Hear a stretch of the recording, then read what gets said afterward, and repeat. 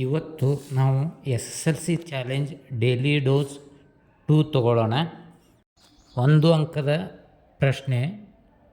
ಮೊದಲನೇ ಪ್ರಶ್ನೆ, ಈ ಕ್ರಿಯೆಯಲ್ಲಿ ಉತ್ಕರ್ಷಿಸಲ್ಪಟ್ಟ ಮತ್ತು ಅಪಕರ್ಷಿಸಲ್ಪಟ್ಟ ಪ್ರತಿವರ್ತಕಗಳನ್ನು ಹೆಸರಿಸಿ. ತಾಮ್ರದ oxide plus hydrogen gives rise to ತಾಮ್ರ ಪ್ಲಸ್ ನೀರು.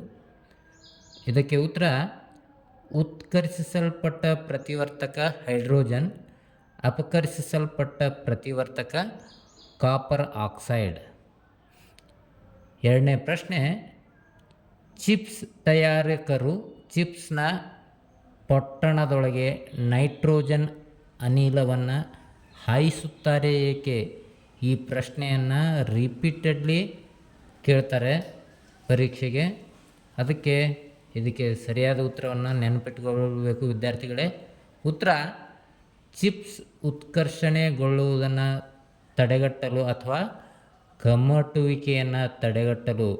ಎರಡರಲ್ಲಿ ಒಂದು ಉತ್ತರ ಬರೆದ್ರು ಸರಿಯೇ.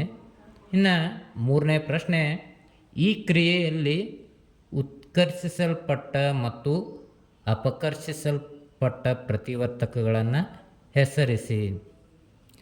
Zinc plus carbon monoxide gives rise to zinc oxide plus carbon. ಇದಕ್ಕೆ ಉತ್ತರ ಉತ್ಕರ್ಷಿಸಲ್ಪಟ್ಟ ಪ್ರತಿವರ್ತಕ ಕಾರ್ಬನ್ ಹಾಗೂ ಅಪಕರ್ಷಿಸಲ್ಪಟ್ಟ ಪ್ರತಿವರ್ತಕ ಜಿಂಕ್ ಆಕ್ಸೈಡ್.